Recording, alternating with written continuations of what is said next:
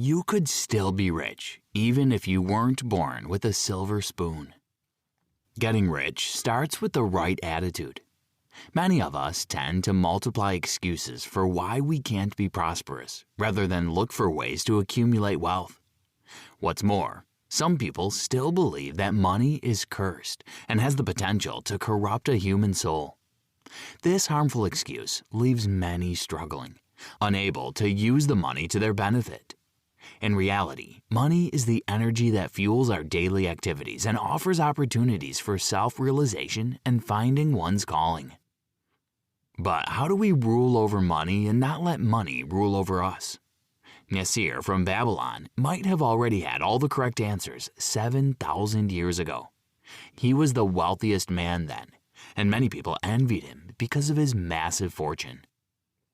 On a fateful day, while he plied the roads of Babylon in his caravan, he was halted by the shout of an old friend, Ravi. The man asked Nasir if he could recognize him.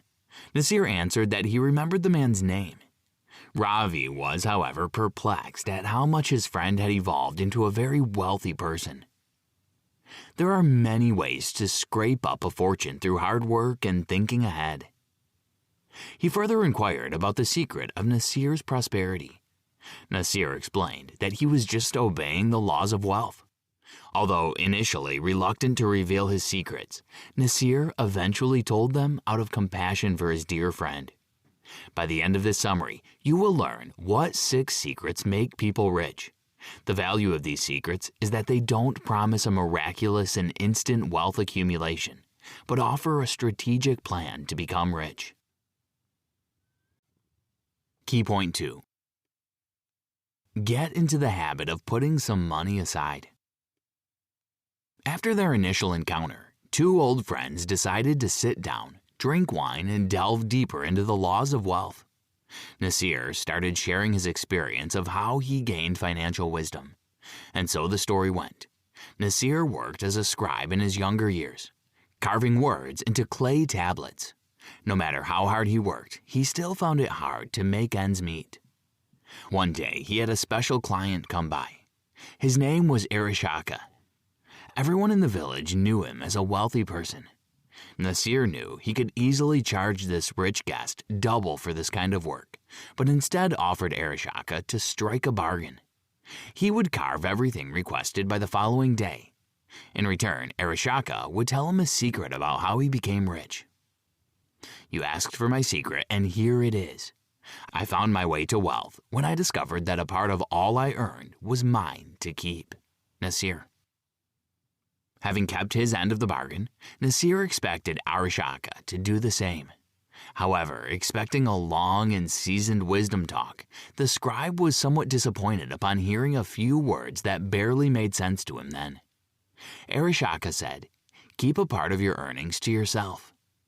Frustrated, Nasir defied this statement by claiming that everything he made with his hard work was his. Arishaka smiled and reminded Nasir that he pays for his groceries, lodgings, and services other people provide for him. What does he have in the end? Nothing. Saving at least 10% of your earnings is the first step to accumulating wealth. Thus, the first law of wealth is to save at least and never less than 10% of your income for yourself. Every time you get a chance to spend money on extra clothes or entertainment, think about if you really need it or if you would do just fine without that spending. With time, you might get used to the saving habit and start putting aside a more significant part of your income. Key point 3. Have your money tree grow by making investments. The first law steered Nasir in the right direction, but saving money was the beginning of a long journey to becoming wealthy. Gradually, Nasir introduced Ravi to the following essential lesson. According to the second law, one should put all savings to work by investing them wisely. The sooner you plant the seed, the sooner your tree will mature. And the more you feed and water the tree by saving and investing, the sooner you'll bask in contentment beneath its shade. Arishaka.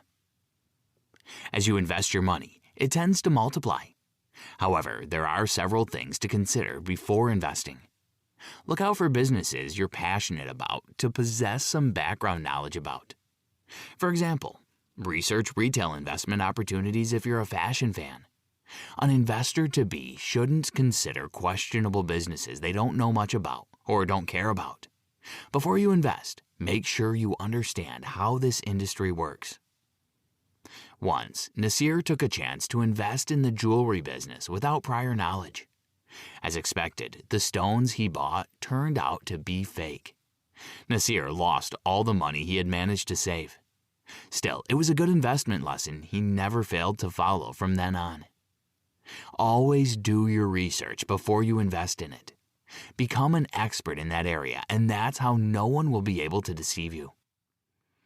Having saved a certain amount of money, choose to invest it rather than start spending it on the things you've always wanted to have but lacked the money for. Many of us would perceive losing money as something terrible, get disappointed, and return to ordinary life with no inspiration to invest ever again. However, on our way to getting rich, we should be prepared to experience failure and treat it as a natural thing. Money, just like everything else, is all about trial and error. Don't set your initial expectations too high. You can't gain the knowledge and experience required to get rich in one day. But failure is not the end of all our endeavors. It teaches us what works and doesn't, presenting a perfect opportunity to learn and move on. Key point 4. To be successful, pay off your debts and don't create new ones. The third law of wealth teaches us to steer away from debt. Debt allows the rich to earn interest, while the poor become even poorer. After hearing Nasir's first two rules, Ravi decided to save 1/10 of his income. However, the fact that he had debts to pay was quite distressing. He didn't feel like he was getting richer while the debt was still hanging over his head. The creditors were banging on his door, demanding returns on everything plus interest. His good friend Nasir said soothing words of encouragement, reassuring him he had recommendations to handle his financial situation. You will experience a high degree of freedom when you have true wealth, but getting into debt is a sure way of wallowing in slavery. Following Nasir's words, Ravi made a conscious effort to avoid incurring more debt. His friend's wisdom reawakened him to the stress of borrowing money today to enjoy goods he can't evade paying interest for tomorrow. Ravi decided to cut off his extra spending so he wouldn't get deeper into debt. He worked out a system for paying off his debt. Rather than spending his entire monthly earnings on recurring needs such as shelter, food, clothing, and the like, he would keep no more than 7/10 of his income for that. He would follow the first law, saving to invest 1/10 of his income, so the residual 2/10 would be channeled towards settling his debts. Don't start investing unless you pay your debts off. Work out a realistic plan to settle them and stick to it. Ravi followed this plan judiciously and settled his debt at the end of the year, paying his creditors each month a small, consistent amount of money without fail. He earned himself a good name around Babylon. That's how Ravi's journey toward building his sustainable fortune began. Only when he was free of debt could he feel financially free.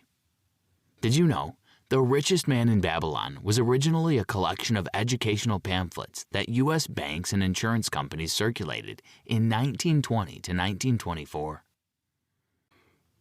Key point 5. Diversify your investments and establish business partnerships. After 12 months of applying the first and second laws, Nasir began to seek new ways to invest his savings to gain fast returns. That wealthy man, Arishaka, was in the custody of his savings, but Nasir withdrew all of them. He decided to invest in jewels and buy them from the then-renowned Phoenicians. Arishaka, an experienced investor, had doubts about the deal Nasir wanted to engage in and wanted to ensure that the young man made an informed choice. However, Nasir was adamant. The investment proved futile, so Nasir incurred a significant loss. It happened because the cunning Phoenicians sold him fake gems. Commenting upon his bad ordeal, Arishaka declared that a business to invest in should be solid and established. It should be making a consistent profit and returning dividends to investors. If you're not confident about the industry you're investing in and how it works, find someone who can tell you more about it. For example, learning about the gold business, find someone who deals with it consistently. Without experience working with gold as a product, you will have no practical knowledge of how the buying and selling gold industry works. Establish relationships with a reliable and trustworthy business partner who will introduce you to the business and provide all the necessary knowledge. Good communication skills are the key to establishing mutual ground with your future business partner. Arishaka further encouraged Nasir to invest, telling him not to bother over the loss of his entire savings. When Arishaka lost his savings early in his financial journey, he soon found a surefire way of replenishing his savings much faster than it took in the first instance. Everything comes with practice, and the more of it we have, the easier it becomes to attract wealth.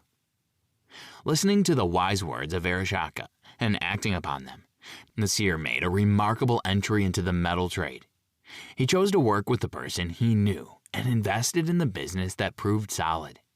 Not only did he end up purchasing more metal, but he also acquired knowledge, skills, and experience in the industry.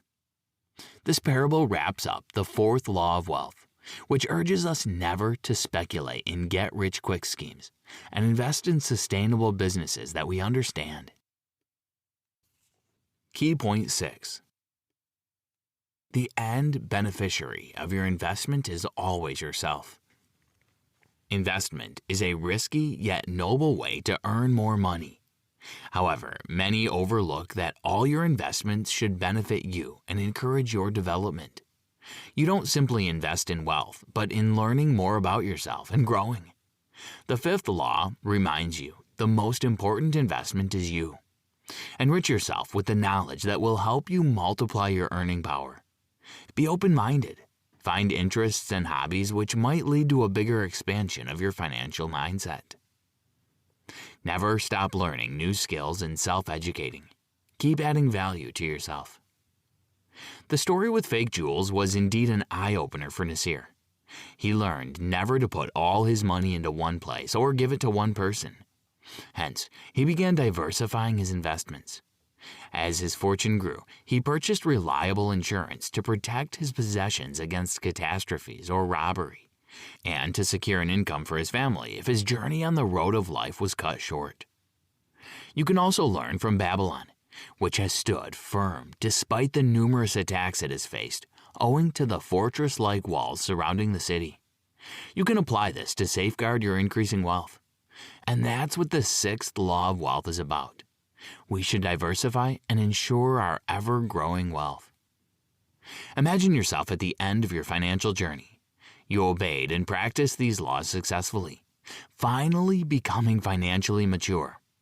At this point, you are wealthy, can relax, and have your money for yourself. Now you can allow yourself the luxury treats you wanted from the start. If you wish for a new house, buy one. If you desire to travel around the world, do so. But you can only arrive at this point of wealth if you spend wisely from the beginning.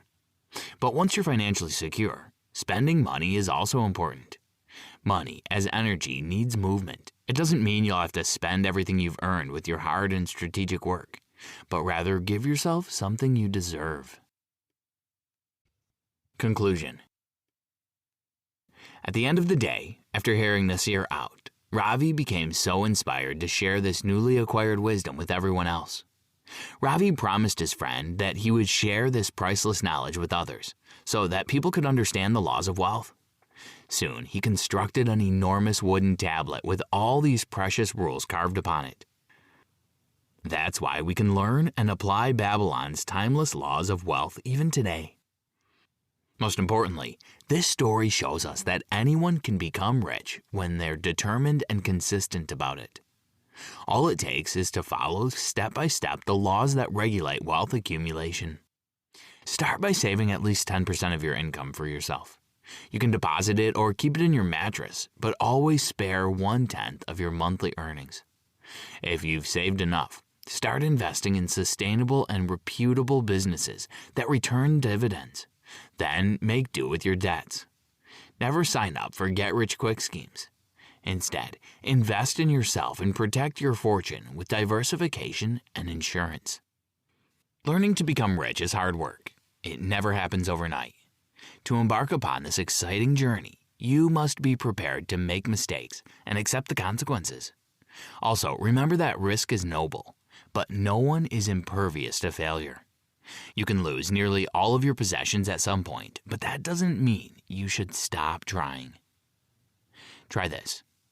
One way to start saving more is to revise your expenses. We believe we need many things to have comfortable and well-rounded lives, but do we? Here are several techniques to help you audit your budget seriously. Divide all your spending into categories. Update your earnings and expenses. All the numbers need to be on paper, not in your head. Eliminate all unnecessary spending. And come up with new financial goals.